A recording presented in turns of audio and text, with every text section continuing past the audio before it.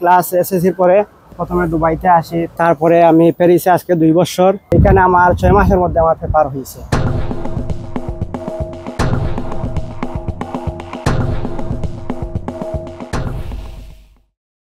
আসসালামু আলাইকুম দর্শক, আমার সাথে একজন বাংলাদেশি দেখছেন। এই মুহূর্তে আমি আছি ফ্রান্সের রাজধানী প্যারিসেই পরিচয়। তার পুরো পরিচয় দেওয়ার আগে তার একটা জীবনের ইতিহাস দর্শক আপনাদের সামনে তুলে ধরবো।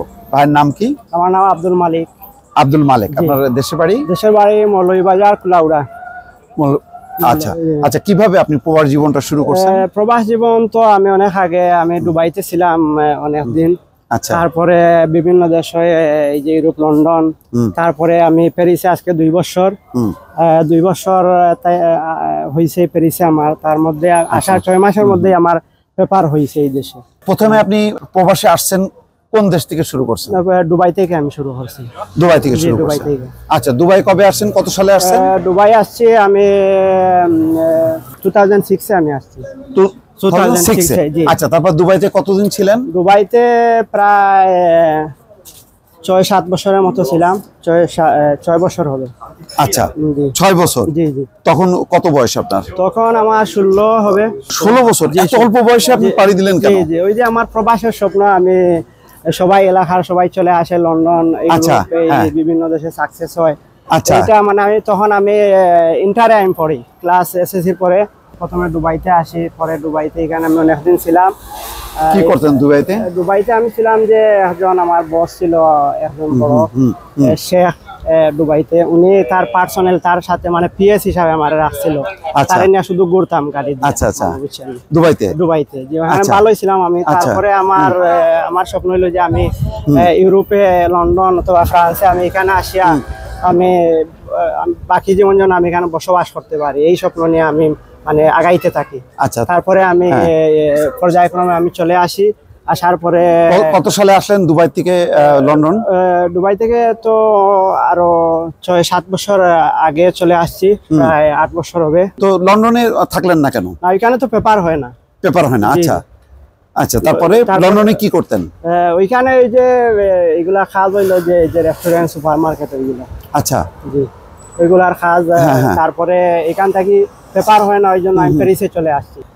এখানে আমার 6 মাসের মধ্যে আমার পেপার হয়েছে। পেপার হওয়ার পরে এখন আমি একটা ইদানিং 2 মাস হয়েছে আমি একটা জবে ঢুকছি। তাহলে এখানে খুব অল্প সময়ের মধ্যে আপনার পেপার হয়েছে? আমার পেপার হয়েছে। অ্যাজাইলাম সিক করছেন এবং পেপার হয়েছে। আচ্ছা, তারপরে ওইটাই আর পেপার হয়েছে। এখন তো ওই আমার কার্ড, এটা সিজুর বলে এই দেশে 10 বছরের, ওইটা কার্ড দিবে আমার। ওইটার জন্য একটু লেট হইতেছে প্যারিসে। একটু এখানে মানে স্লো কাজ করে, মানে এইটা হয়তো 1-2 মাসের মধ্যে পেয়ে যাবো এটা। আচ্ছা আচ্ছা, তো তারপরে এই যে মাত্র 16-17 বছর বয়স থেকে যে প্রবাস জীবন শুরু করছেন, মানে এই লম্বা সময়ের অভিজ্ঞতাটা কি বলেন তো? লম্বা সময়ের অভিজ্ঞতা এটা হইলো যে ধৈর্য ধরতে হইব, আর মানে কঠোর পরিশ্রম করতে হইব, আর সামনে আগাইতে হইব। আচ্ছা, মানে ওইটাই আর মানে ধৈর্য হইছে সবচেয়ে বড় জিনিস। মানে আপনি মানে ধৈর্য হারা হইলে মানে সাকসেস হইতে পারবেন না, ওইটাই। আচ্ছা, তো এই যে আপনি একটা লম্বা, বলতে গেলে অনেক অল্প বয়স থেকে যে শুরু করলেন, এখন এসে যে পর্যায়ে আছেন, এখন কি হ্যাপি? জি, এখন আলহামদুলিল্লাহ হ্যাপি। আমি যে আমার স্বপ্ন যেটা ছিল অনেক আগে, প্রায় 15-20 বছর আগে, যেটা আমি স্টুডেন্ট লাইফে আমি দেখছিলাম, ওইটা আমি সাকসেস এই মুহূর্তে আমি এখন। আচ্ছা, তাহলে এখন পুরো কাগজগুলি হয়ে গেলে একদম পরিপূর্ণভাবে হয়তো সামনে এই কার্ডটা চলে আসলে আমি তো ফরাসি পাসপোর্ট, ওইটা আমার হাতে 1 বছর। যদি আমি ভাষাটা মানে B1 লেভেল ওইটা কমপ্লিট করে ফেললে আমি ওইটার ইন্টারভিউ দিয়া মানে আমি পাসপোর্টটা আমি নিতে পারবো। পাসপোর্টটা আমার হাতে হয়তো চলে আসবে যদি আমি বাইসা থাকি এতদিন। যদি ওইটাই আর এটাই আমার সাকসেস। আমি যেটা চাইছিলাম, মানে এতদিন 20 বছর পরে আমি এটা মানে আমার হাতে চলে আসছে। আচ্ছা, এটা মানে আল্লাহ রহম করছে, মানে আলহামদুলিল্লাহ। ওইটাই আর তাই এটা আমি বলতে চাই সবাই রে, প্রবাসে আমাদের বাংলাদেশে যারাই থাকেন, কেউ ধৈর্য হারা হবেন না। মানে কন্টিনিউ আপনারা চেষ্টা করে যাবেন।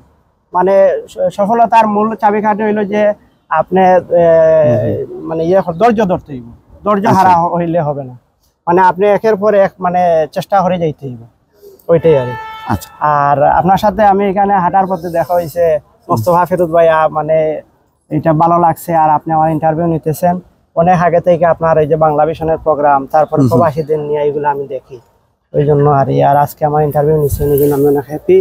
আর অনেক অনেক অনেক ধন্যবাদ আপনাকে। ধন্যবাদ জি সবাই। দর্শক শুনলেন যে একজন একেবারেই বলতে গেলে আমি বলবো তরুণ বলবো না, একেবারে কিশোর বয়সেই একেবারে সেই যে বিদেশে প্রতিষ্ঠা হবার আকাঙ্ক্ষা, নিজের জীবনকে পাল্টে দেওয়ার আকাঙ্ক্ষা নিয়ে দুবাই থেকে লন্ডনের পথ পাড়ি দিয়ে তারপরে প্যারিসে, এবং এখন তার স্বপ্ন কিন্তু সফল হতে যাচ্ছে।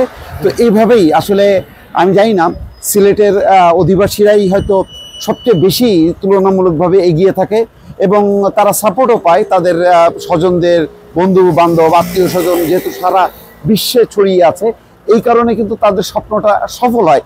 কিন্তু পাশাপাশি এটাও সত্য যে একই সঙ্গে তার নিজের পরিশ্রম, নিজের ধৈর্য, নিজের অনেক কষ্ট এগুলি সহ্য করে যে সফল হওয়া যায় শেষ পর্যন্ত, তার একটা উদাহরণ বা দৃষ্টান্ত দর্শক একেবারে নিজের মুখে আব্দুল মালিক সে তুলে ধরলো আপনাদের সামনে। এটা হলো আপনাদেরকে সামনে প্রেজেন্ট করলাম, এটা যে একটা অনুপ্রেরণা বা প্রেরণার উৎস হিসাবে এটা যাতে কাজ করে। দর্শক ভালো থাকবেন, আল্লাহ হাফেজ।